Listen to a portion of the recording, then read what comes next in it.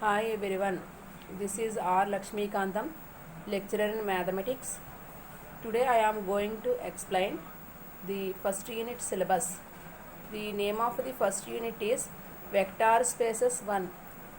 In this PPT, I am going to explain the definitions of internal composition, external composition, vector space, conditions for vector addition, conditions for scalar multiplication, subspace, linear independence and linear dependence, spanning sets, basis and dimension.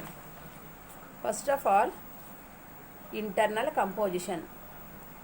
Let V be a non-empty set, then a symbol star is said to be an internal composition in V if for all alpha beta belongs to V implies alpha star of beta belongs to V. That means here internal composition you have to take two vectors, that two vectors belonging to the vector space, and after that their product alpha star of beta also belongs to V. This is called an internal composition. Now external composition. Let V comma F be two non-empty sets, then a symbol circle is said to be an external composition in V over F. For A belongs to F and alpha belongs to V, then their product is A circle of alpha also belongs to V. This is called external composition.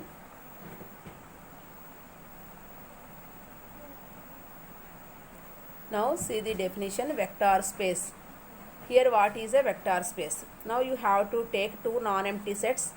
Here the non-empty sets are denoted V and F, and F comma plus comma dot is a field. The elements of V are called vectors and the elements of F are called scalars. Here the elements V are called vectors and the elements in the F, that means in the elements of F are scalars. Now the operation plus denotes vector addition in V. Now you have to take same vectors alpha beta belongs to V implies their addition alpha plus of beta belongs to V and is an internal composition V.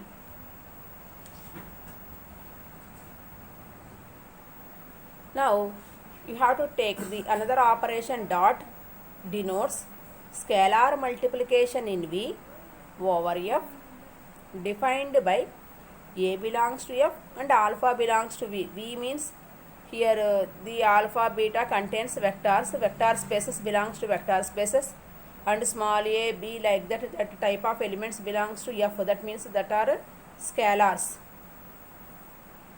Here A dot of alpha also belongs to V. A is a scalar and alpha is a vector. Their product A dot alpha is also belongs to V. Here this is called an external composition in V over F. Now V is said to be a vector space over the field F.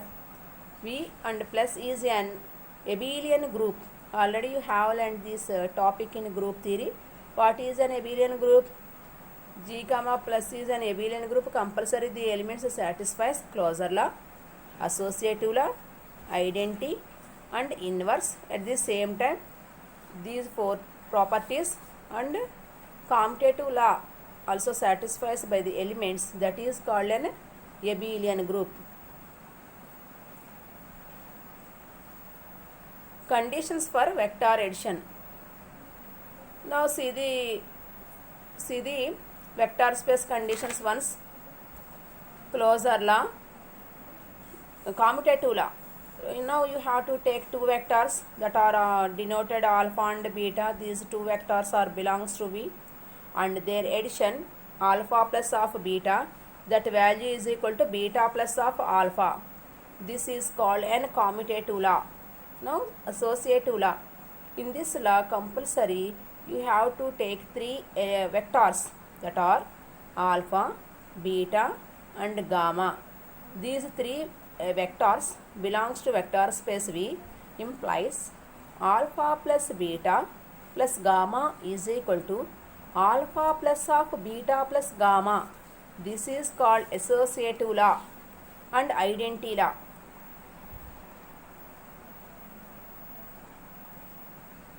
Identity law. Now you have to take one vector, that means alpha belongs to V, then there exists 0 bar belongs to V, such that alpha plus of 0 plus 0 bar plus alpha is equal to alpha. Now already you know anything 2 plus 0, that value is 2, 3 plus 0 value is 3. In the same way here also you have to apply the same conditions. If you have to add any number to 0, then we will get the same number. In the same way here also alpha plus of 0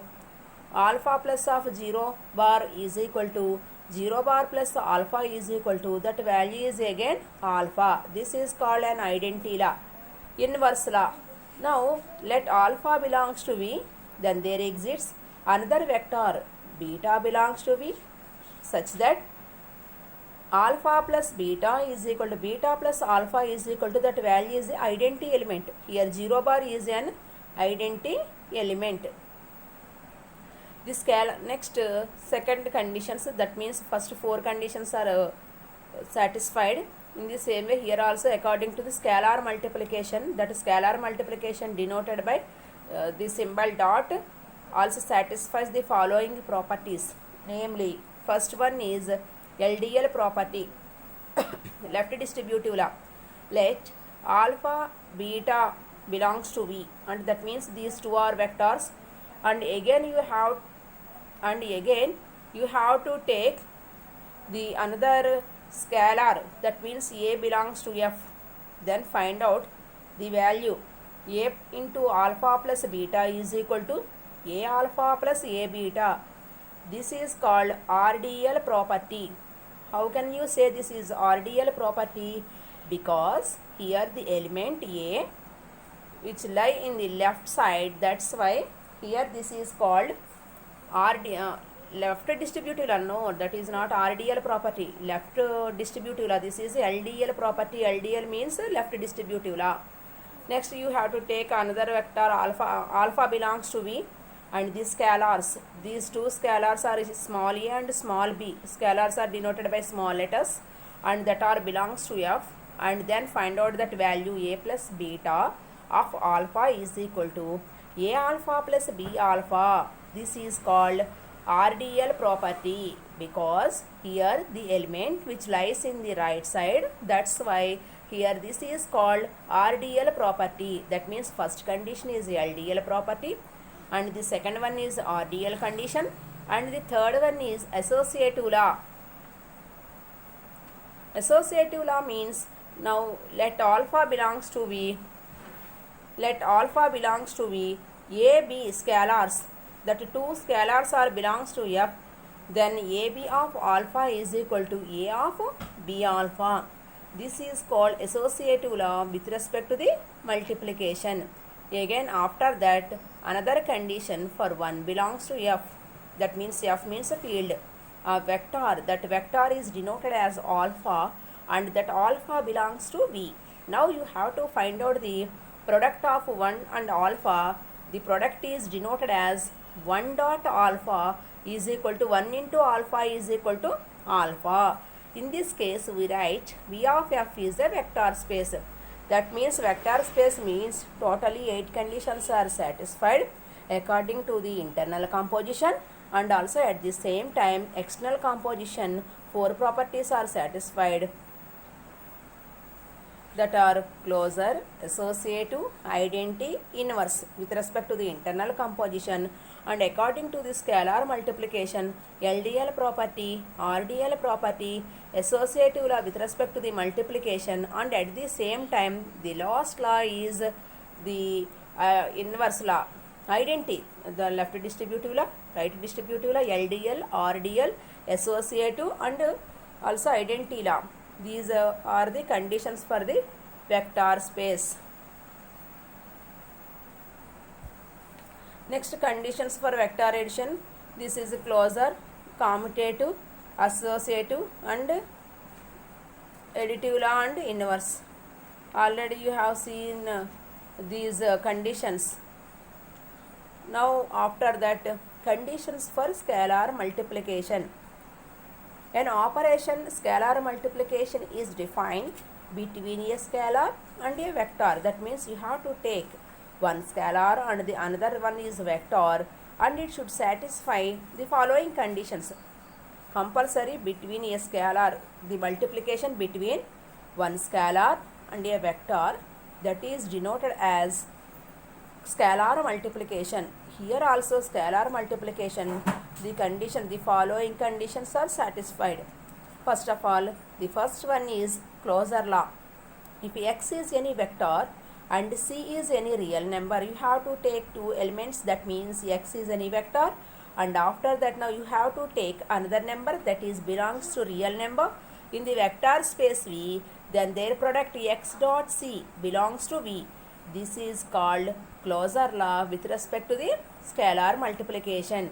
And after that, see the another law, that means another law or another condition, associative law. Now you have to take three elements, that means that are real numbers c and d and the vector x in V, then find out the product, that means this is called scalar product. C of d dot v, c of d dot v is equal to c dot d of v. This is called